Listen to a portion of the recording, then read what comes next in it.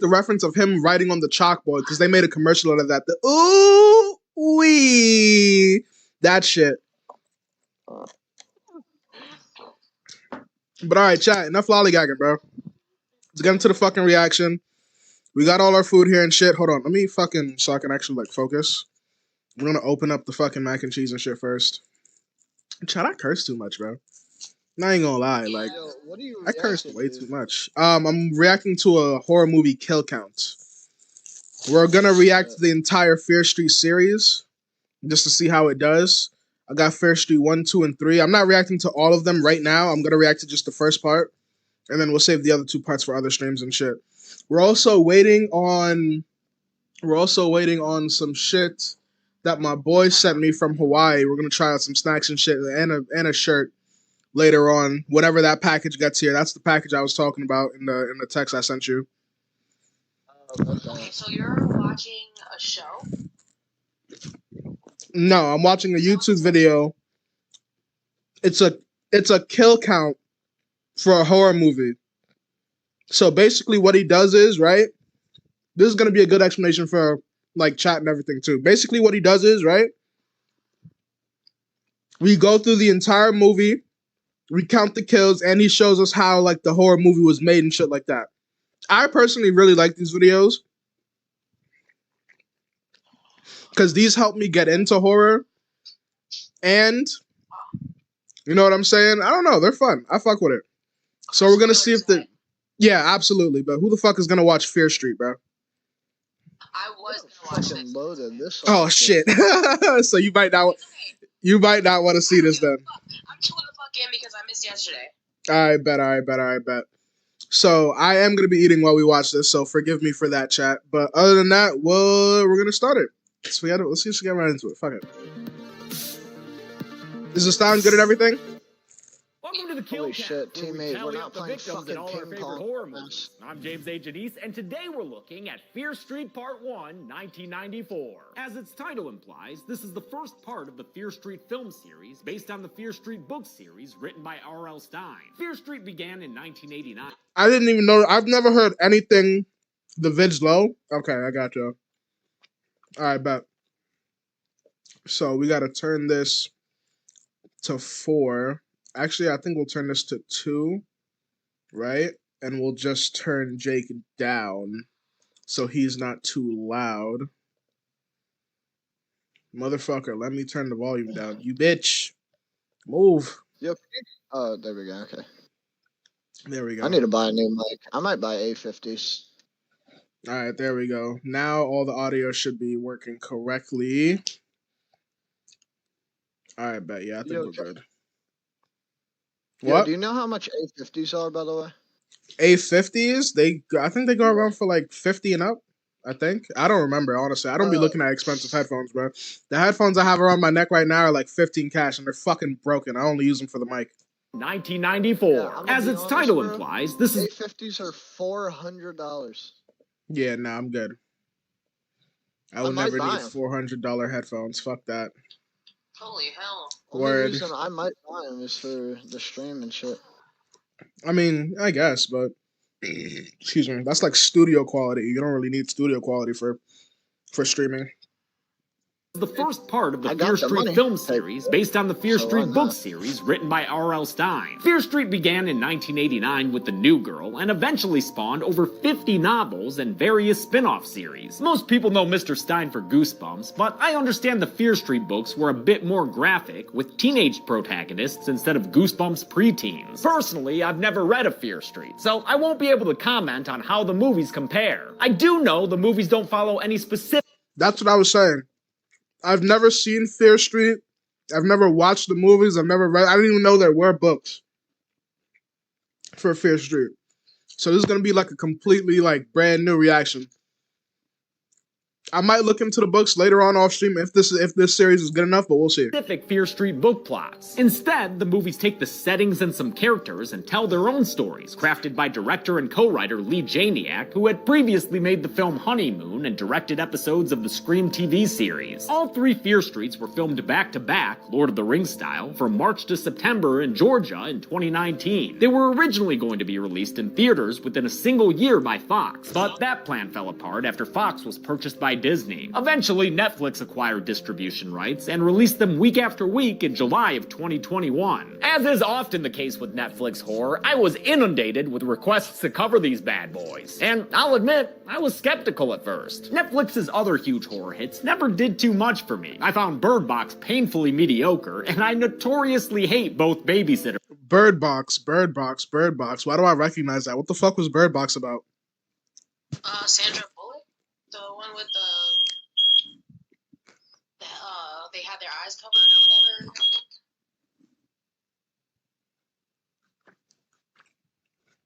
Don't look at it. Niggas was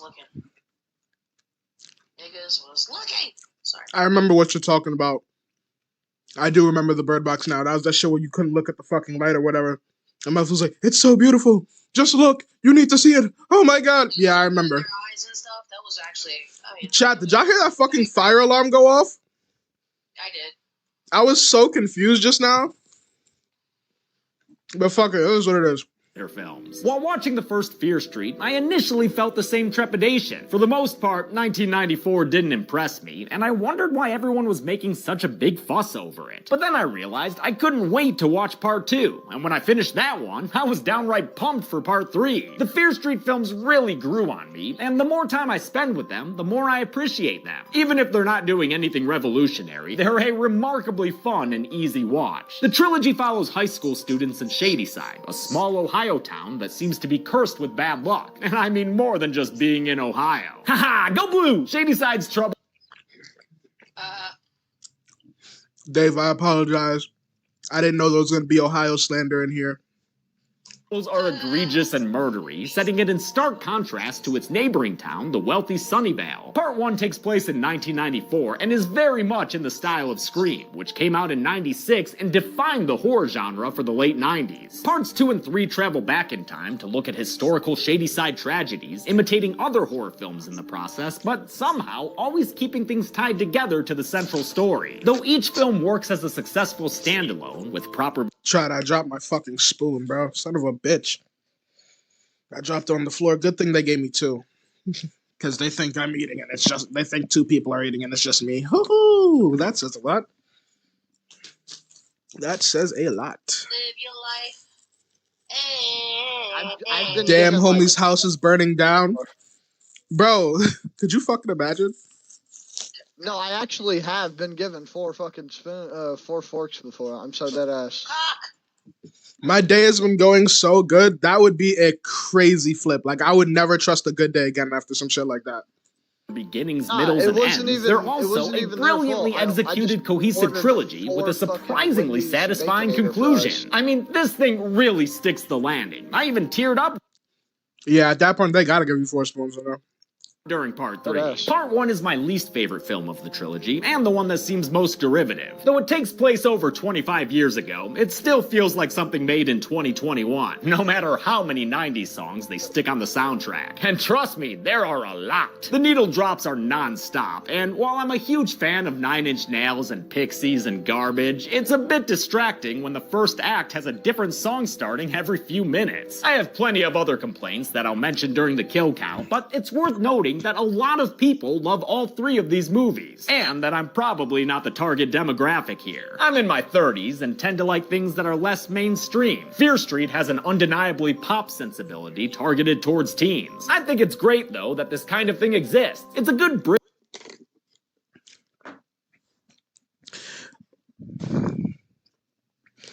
Mob Psycho ad day. No, dead ass. That is exactly what it's like, bro. That shit is crazy. For my day to just flip like that, that would have been OD. But nah, what's it called? I understand the whole trend of like not liking mainstream stuff. Do I like mainstream stuff? Yeah, I do. But I can't pretend like I don't get it. You know what I'm saying? Sometimes shit really do be overhyped. Bridge into more graphic Shit was horror, not things that like fire, bro. Goosebumps and scary stories to tell in the dark. Fear Street Anyway, may let's feel like continue, those bro. other films at first, but these movies don't pull any punches. There's a whole lot of gore, a fair amount of sex, and you know what? They even kill some kids. Gotta respect a YA movie that doesn't baby things up too much. Since those gnarly kills are part of the reason so many of you wanted this episode, let's get to them.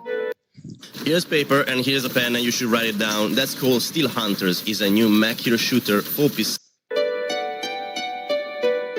The movie begins with Maya Hawke. We love Maya Hawke. She's so damn charming in Stranger Things 3. Hawke plays Heather Watkins, who works at a bookstore in the Shadyside Mall and sells a lot of Fear Street-looking books written by fictional author Robert Lawrence, which is what the RL stands for in R.L. Stein. Heather's closing tonight. I don't know how the fuck I didn't know that. Speaking of which, have y'all been watching Kuma's backstory? Actually, no, I have not. Making her a closer, homonym to closer. The Nine Inch Nails I touched the fucking camera again, bro. I heard it, bro. Song playing on the soundtrack right now. It's the Fuck You Like an Animal song, but not the Bloodhound Gang one. That was 99. The only other people here are the janitor and the sex doll. Oh, and Ryan Torres. Chat, I'm also going to be checking my phone periodically to see if the package gets here because it is chocolate and I am scared that bitch is going to melt. It's hot, yeah. It is really nice out today. Outside of your fucking crib too, or say what? It's like fucking 300 degrees out. I swear to God. Well, I don't know about 300. That's kind of scary, but yeah. Heather's friend, played by David Thompson. He was in the Kick-Ass Green Room and in Gotham. Just drink the package. You're a fucking psycho. Yo, bro. Besides them, though, nobody else is here this late. What? Except maybe a disembodied voice or two. This opening segment is one big love letter to Scream. Heather gets a creepy phone call, just like Drew Barrymore's Casey Becker. The hooded skeletal killer who shows up is pretty reminiscent of Ghostface. And the similar sounding score comes courtesy of Scream's composer Marco Beltrami, who wrote all of Fear Street's music alongside a different co-composer for each film. Skullmask chases Heather into a Hot Topic-esque store where he slashes her stomach beneath the black lights. She runs back out and passes the bodies of 3 random mall employees seem dead, though 2 of them are blink and you miss it in the background. The movie... Yo, Ty, what's good, man? Welcome to the stream. Happy to have you. Kuma Top 5. Yo, so am I missing out or what? What the fuck is this show, bro? Puts its Scream influence on its cloak sleeve. Kuma's from One Piece, bro. Oh. See, I'm not that far in One Piece, so I don't know. Catches up to Heather in a shot directly referencing when Ghostface got Casey. I actually love that, especially because Maya Hawke is similar to... I don't really care about spoilers. Spoilers is fine. I'm still going to watch it and enjoy it the exact same way anyway. You know what I'm saying? Drew Barrymore, a young actor we know we need to get through the fucking video. I can't keep pausing this shit. It makes her a surprising first victim. You are missing out hard. And just like Casey pulled off Ghostface's mask, I gotta keep watching. I have does Netflix the same to again, so I can keep watching Skullmask, it. revealing her friend Ryan Torres. They go on the kill count together as Ryan is shot in the head by a sheriff who arrives too late to save Heather from bleeding out to death on the floor. The opening credits show us the intramural conflict between Shadyside and Sunnyvale. Shadyside suffers from so many murders. Solo leveling not for everyone. Nah, it's good. It's just, it's not all that, bro. Haven't seen a single crime in decades. Lots of cool images in these credits hint towards things that'll play out in the next 2 films, and perhaps in future Fear Streets as well. The idea to shoot 3 films at once and release them close together came from producer Peter Chernin of Chernin Entertainment. Director Lee Janiak took the idea and ran with it, deciding the movies should all be connected and take place in different eras. Janiak, who's married to Ross Duffer of Stranger Things, poured her heart and soul into making these movies, directing all 3 over the... See, I love that he's not only just talking about like the movie and everything. I like that he like actually like goes through all of it. You know what I'm saying? Like he goes through the making of it. He goes through some of the people and talks about their history and their, you know what I'm saying? This is awesome. I like this personally. The course of 108 It's not just days. run through the movie, count the kills, be done. Nostalgia when it came to each era. She actively differentiated them with specific looks and tones. For 1994, she and cinematographer Caleb Heyman used dolly tracks and tripods to emulate a traditional studio style, common to slashers of the late 90s. With the cold open over, it's time for a title card and a whole bunch of 90s songs on the soundtrack. Pissed off grunster Dina, played by Kiana Madera, drafts a note to her ex Sam, as Garbage's only Only Happy When It Rains plays anachronistically. Iron Maiden's Fear of the Dark takes over as Dina's brother Josh chats on AOL. 90s! The two of them head to school as Machine Head blares, giving us 3 songs in 3 minutes. Is your child struggling with a gaming addiction? Yes. Major companies behind games like Minecraft, Fortnite. And then, hold up, Sophie B. Hawkins comes in as Josh admires his sister's friend Kate? I was heard Fortnite and was like, what? Nah.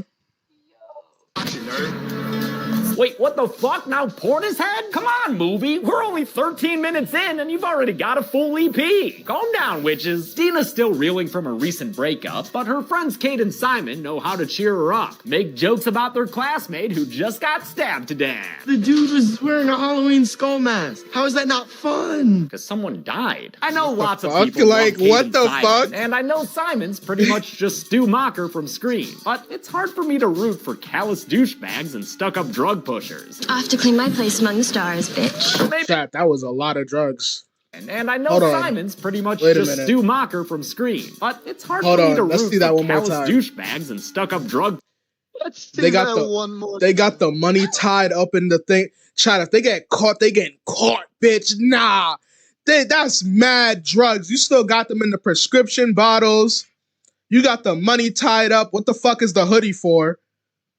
Nah, that's fucking crazy, bro. I have to claim my place among the stars, bitch. Maybe it's a school-wide case of assholery, though, since they've got people like this dude who's doing another reference to Scream. But in Woodsboro, the punks just ran around dressed up like Ghostface. This Shady Side goof's dragging around an effigy of Maya Hawke's dead body. That's fucked up. That's fucked up. Niggas dragging around a depiction of her dead body is crazy. I'm not gonna lie. No, many people Like, in no, Shadyside like, blame the that's shopping mall OD, murders on a like- witch's curse. Sarah Fear, Wait, what did that wall say? Goof's dragging around an effigy of Maya Hawke's dead body. No, many people in Shadyside blame the shopping mall murders on a witch's. Shoot. It's from the beyond the grave to make good men. Her wicked slaves, he'll take our blood. She'll take yours. She'll follow you until you're dead. What? Curse. Sarah Fear, who cut off her Okay. hand while making a deal with the devil. Josh even maintains a whole conspiracy wall linking all of Shadyside. Like, who the fuck is in school doing that and who's laughing about that? You know what's crazy, bro? High school is such a crazy ass place that it's not even that far fetched. Like, real shit. Like, I went to a hood high school, so nobody's doing no weird shit like that. You know what I'm saying? Like, nobody. But I imagine in more like suburban schools, I wouldn't be surprised if some crazy sick shit like that happened. Like, don't get me wrong, I don't think the whole school would be okay with some shit like that. Like, he'd probably get in huge fucking trouble. Like, huge trouble after that. Somebody might smack the shit out of him. Somebody might beat the shit out of him. But I'm not gonna lie, I definitely see a kid doing some shit like that, bro. And it's so sad to say, but I'm not gonna lie, when you're like when you're a dude in your teen years, niggas just be dumb and just want to do wild shit, bro. Like, it's so fucking stupid, bro. It's so tragedies for the stupid. I one-handed hate that witch. shit. Then again, witches are Shadyside High's mascot, so I mean, they're kind of inviting it. A Cypress Hill song bleeds into Creep by Radiohead as the soundtrack continues its hit clip's approach to the 90s. A bus of Shadyside football and band students drive through their dying town and into Sunnyvale, which looks a lot more like the right side of the tracks. I like the small detail of Sunnyvale jerseys having their names while Shadyside's True, don't. but Good that way kid to would show be the heading to schools the having mental very ward. different budgets. Absolutely. Dina's here to get closure with her ex-Sam, Absolutely. who recently moved to Absolutely. He would Sunnyvale definitely be and going is to the already ward after dating that. He would get in again. And huge once played trouble, as a bro. tiny twist, 'Cause what the Sam fuck ends up is some being the crazy gal shit like Dina was looking at. This is a lesbian love story, which is great. You don't often get that as the main romance in a movie, and I always like to see things that are new. Janiak and her writing partner Phil Graziadei, who is gay, wanted characters who weren't traditionally the leads in slashers. How do we make it more representative of what the world was actually like back then? Just wasn't kind of able to be represented in film. This is reflected in the differing demographics between Shadyside and Sunnyvale, though I think the movie wisely doesn't make that a focal point. It's more of a case of casual representation, letting its story and characters stand on their own. The broader message is kept mostly to subtext, like with the Curse of Shadyside, which represents generational trauma and how history can hold people back. At the same time, Fear Street doesn't shy away from reality, and shows how difficult it was to be queer in the 90s. That's why Dina's mad that Sam, played by Olivia Scott Welch, moved away and is dating a guy now. This Sunnyvale jock, Peter the butt-cheek needer. Dina feels abandoned and says Sam is lying about who she is, while Sam says Dina's too negative and nihilistic. Dina thinks Shadysiders will always fail, as opposed to Sunnyvalers like the mayor Matthew Good. The mayor's brother is Sheriff Nick Good, the sharpshooting skull slayer from the shopping mall. By the way, I know Sheriff Good says on TV there were 7 victims in the mall massacre, but the ones I didn't see ain't going on the count. During a memorial, Peter respectfully there's a dick about his neighbor's plight, causing a big ol' fight to break out that sends the Shadysiders bussing back home. They're still riled up about it, as are the Sunnyvalers, which is why Peter's sneaking up with Sam and his bros to start some shit. Inexplicably, the bus driver keeps on driving like nothing is wrong, even when the Sunnyvalers toss glass bottles at him. And even when Dina opens the freaking back door? What the Are you fuck? kidding? Yo, driver, do you see what's going on here? Stop the Yo, that's OD! Nah! Yeah, what she said! Sam's hurt in the crash and crawls out of the car with her nose bleeding. When her blood touches the ground, she sees a trippy flash of images, until Dina breaks her out of it and apologizes for the whole, throwing a cooler at their windshield thing. Sam spits up blood and is carted away like a Friday the 13th violent crime. And when the other kids are questioned, they all stonewall Sheriff Good, leaving the matter as one between them. We're all fucking.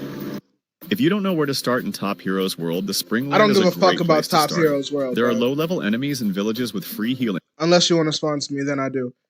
Well, When Skullmask shows up outside her home the next night, Dina assumes it's Peter acting on his promised revenge. She calls Kate, who's babysitting kids at a house so close they can see each other, very much like Laurie Strode and her friend Annie in the original Halloween. Only Annie didn't have Lindsay Wallace sorting drugs for her to sell. Do not eat these. These will make your little heart stop, and you'll choke to death on your own vomit, and everyone will be so super sad. Simon.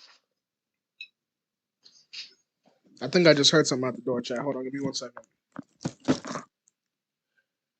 Top Hero looks like it's made with AI. To be honest, I wouldn't be surprised if it was, bro. That was me at his door, chat. I swear to God it was.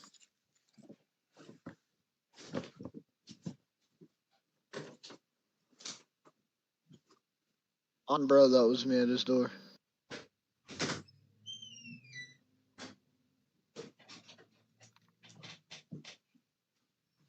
Chat is lit.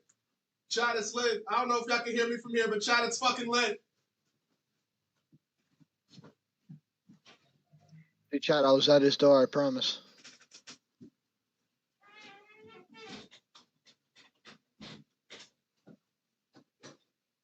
Open the door! Chat, the fucking package is here! Yes, sir! Yes, fucking sir. Hold on, chat. Hold on a minute. Hold on.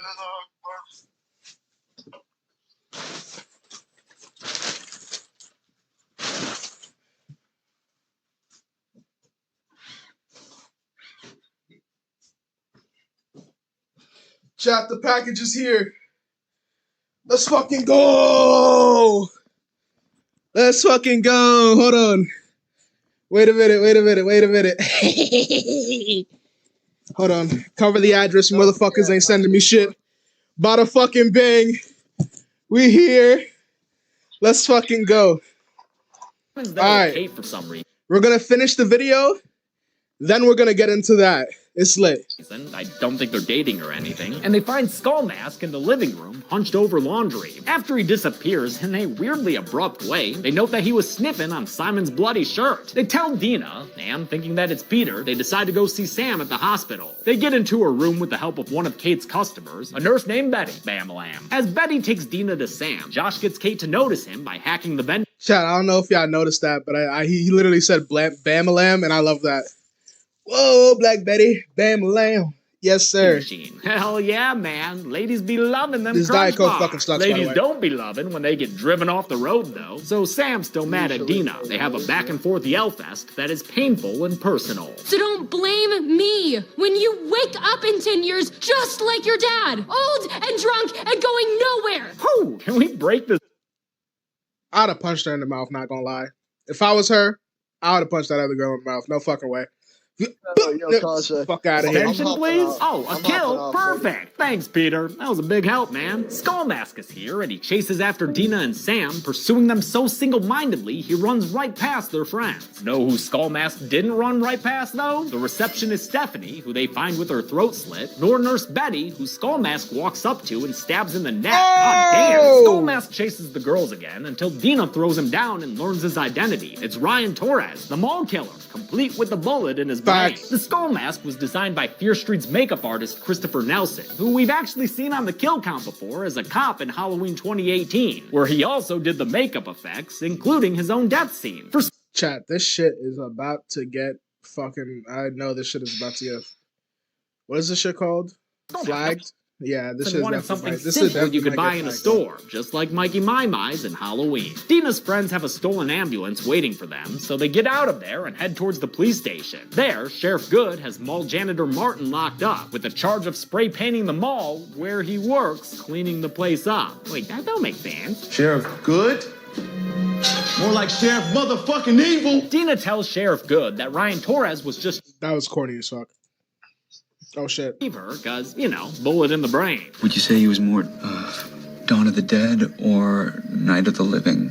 Wait. Dead. Well, he wasn't blue, so night. He leaves to do cop stuff, and in his absence, Dina subtly steals a gun from police officer Kopinski. Come on, Kopinski, that's like the 4th time this week. During this, Simon comes across a sexy singing chick. She ends up being a That is completely unrealistic, because a cop would freak the fuck out if they got that close to you trying to rough him up. very sexist singing chick who attacks Simon and starts freaking slashing him right in the middle of the road. That is, until she shot a whole bunch by Dino with that cop's gun. Risky shots there, Dina, especially with the lack of payoff, because this little lady didn't even let that interrupt her ditty. The kids regroup at Dina's house. Simon mentions the singing girl's straight razor, and Josh realizes who it was. This is Ruby Lane. He says Ruby Lane slit her friend's throat with a straight razor in 1965. Nah, in jail. Ruby was just one of Shadyside's many headlines of death. In 1978, a baghead Jason-looking killer murdered kids at a summer camp called Nightwing. In 1950, a milkman named Harry Rooker did a couple of murders, including one seen here. Josh's history lesson goes on to give us 2 more flashback kills for the count. Someone beaten with a bat by Billy Barker in 22, and a girl being drowned by a grifter in 1904. All of these killers were seemingly normal people until suddenly snapping and slaying. The first was way back in 1666, when Pastor Cyrus Miller killed kids and cut out their eyeballs. Josh believes all these killers were bewitched by Sarah Fear, who was executed in 1666, the same year the kills began. By cutting off her cursed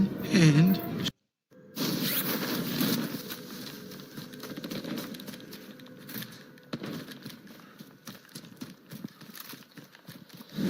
She kept her grip upon our land. Kate points out the witch's curse doesn't explain why dead killers are coming back to chase them. Sam says that aspect might be tied to those mental flashes she had when she bled on the ground after the car crash. I saw the witch. They head back to the spot where it happened, and beneath some red moss, discover bones and chains. Wait, what? Those were right there on the ground this whole time? You're telling me these are Sarah Fear's shackles and skeleton, and shit's just been lying on the side of the road for 300 years? They try reburying the bones to put Sarah Fear's spirit to rest, but it doesn't work, especially not with Sam bleeding all over the bones again, which causes another round of hallucinations and whispers. Baghead Jason starts busting ass towards them, making a beeline for Sam and nearly taking her head off. Dina saves her, though, and everyone's able to escape the Camp Nightwing killer, for now. They realize the killers are only going after Sam. That's why Nightwing ignored Josh a minute ago. The only reason the killers went after Dina and Simon is because they had Sam's blood on their clothes. It's Jaws, dude. A shark smelling blood. Wait, then why did Skullmask kill the receptionist and Nurse Betty? Come on, movie, make... Fucking plot holes, bro. Fucking plot holes, man. But apparently this is only the first one. The other two should be getting better, so we'll see. The rule's clear. They're stressing out Sheriff Good. The kids go to the high school to enact a plan, but first they've got to get completely clean of Sam's blood. This leads to a triple, or 2.5, I guess, love scene, while the Cowboy Junkies' cover of Sweet Jane plays on the soundtrack. With Dina and Sam, I get it. High school exes always be getting back together. But Josh and Kate is more off-putting to me, even though they've shared some nice moments throughout the film. It's just that Josh was introduced in a very annoying little brother kind of way. And as an annoying little brother myself, it's weird to me that he's getting with his sister's friend. I guess we can assume they're more like peers, since actor Benjamin Flores Jr. is only a year younger than Julia Raywald. In any case, I hate the part where Simon masturbates in the mirror. I'm sorry, but no human would do. Bro, what? What the fuck? Bro, what? Why? What the fuck? That's so weird. Do that in this situation. It's literally only for them to have a single joke. Did you all go to Pound Town? Me too. Josh narrates their plan over Firestarter, one of the sickest fucking songs ever made. Rest in peace, Keith Flint. Basically, they're gonna use Sam's blood to lead all the killers to a bathroom full of bottles. Which, you know what? Kinda look like oxygen tanks to me. Smile, you son of a bitch. Simon thinks so too. Their plan starts off strong, with the extensive blood trail network attracting Shadyside's shadiest killers. Skull Mask, Ruby Lane, and the Nightwing Killer. Gotta love that guy's pep. Also gotta love that Ruby Lane is played by Jordan Denatally, who starred in Season 2 of Crypt TV's The Birch. The killers follow the blood, ignoring the others, because they just want themselves a chunk of that Sam. But sorry, Nightwing fuck, we're all out of Sam here. Might I interest you in a mannequin and some fire? Burn, motherfuckers! Unfortunately, not even fire can keep these killers from trying to kill, and as they I mean, we should have figured that already, but that was low-key a good trap. I can't lie, that was a good trap. reconstitute themselves, Kate comes to a conclusion. They're coming for her.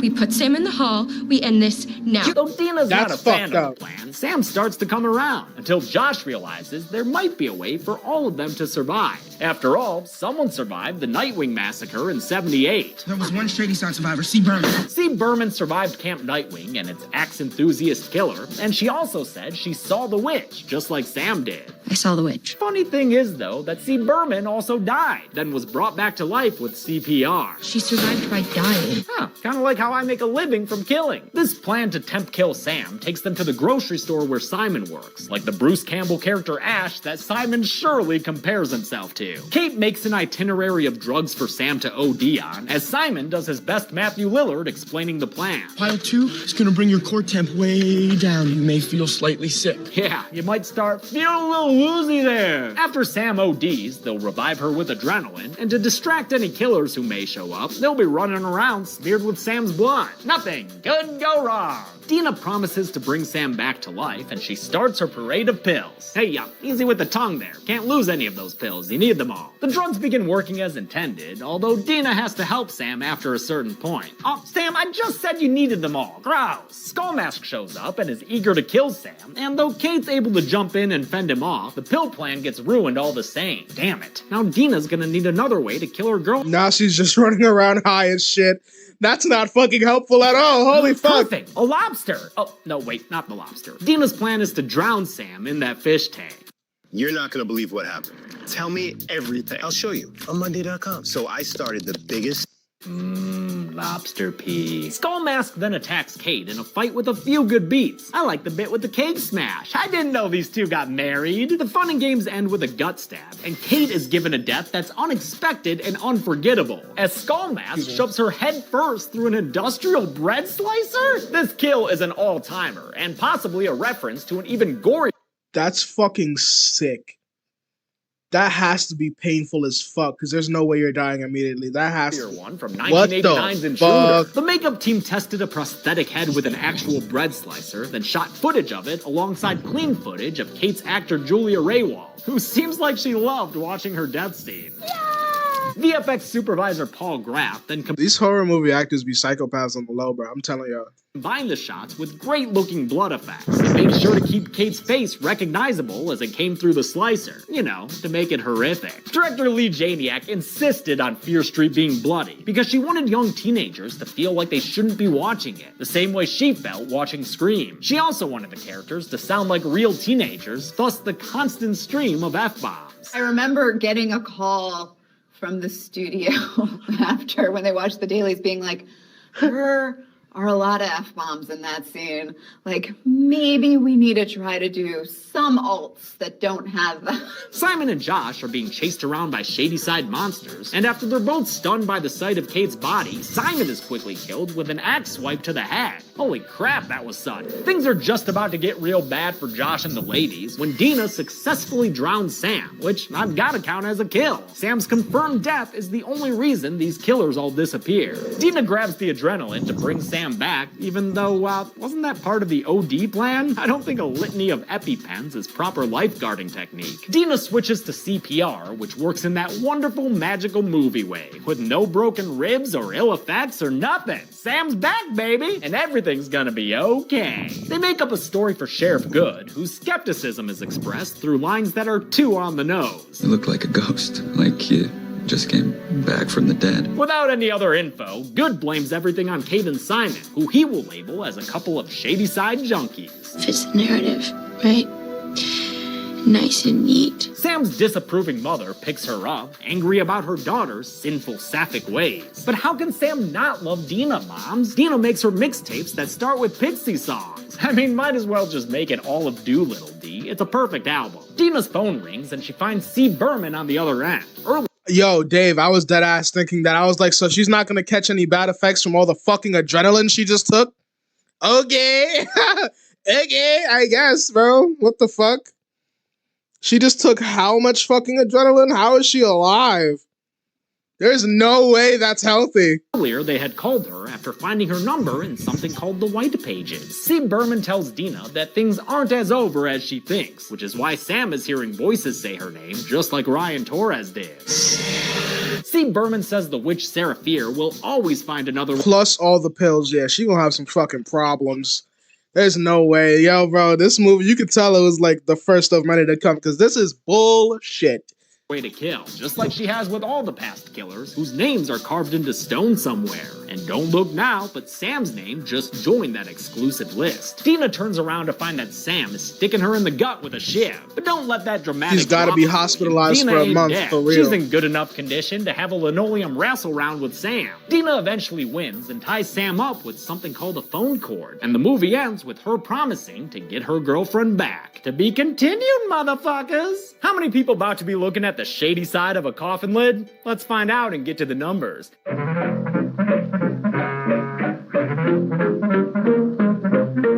He's a real goofy motherfucker, Chad. Excuse this guy. Yeah. Shout out to James, though. We love James, man. We love James over here.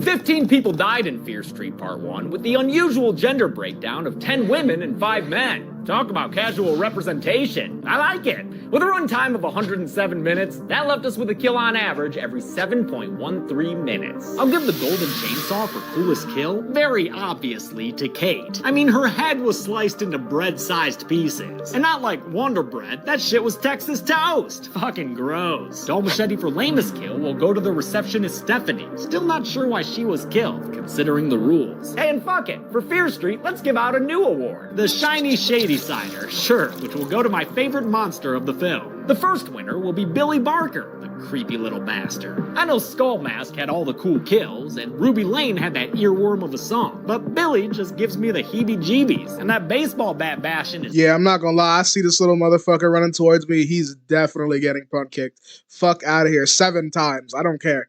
I don't care if he's already down, fuck that. You see this shit? No, hell no. No, nasty. Shout out to stunt performer Emily Brobst, who, according to IMDb, was also in Cooties. And that's it. Fear Street Part 1, 1994, came out in July 2021. Have you seen Wrong Turn? Yes, I have.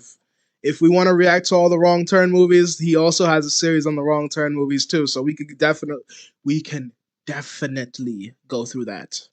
Its sequel, Absolutely. Part 2, After the whole Fear 1978, Street was thing, released 1 week we later definitely on go through Netflix. The kill count for that movie is also 1 week away. And until then, I'm James A. Janisse. This has been the Kill Count. On the next Kill Count. Nope, we're not watching that. It's all right, because this is old anyway. This is from 3 years ago. All right, chat, how we feeling about the kill count, though?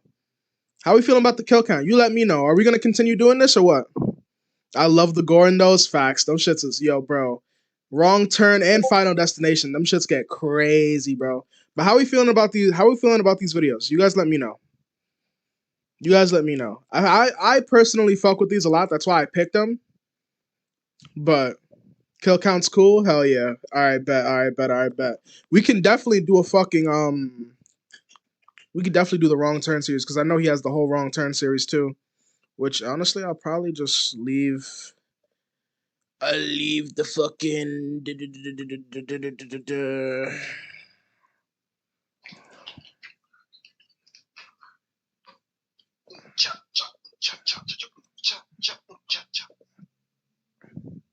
There we go. We have it all set up right there. But yeah, man, that's the video. Now it's time to get into. That's what I think, Kaze. You didn't say anything. Wait, hold on. Wait. All messages. Take off your shirt. That's what I think, Kaze. No. I'm not taking off my shirt, buddy. Anyway, it's time to get into the package, guys.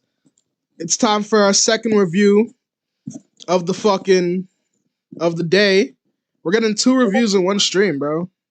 Let's go. Today's good. Today's alright. I fuck with today, man. Hell yeah, bro. I fuck with today, man. I fucks with it.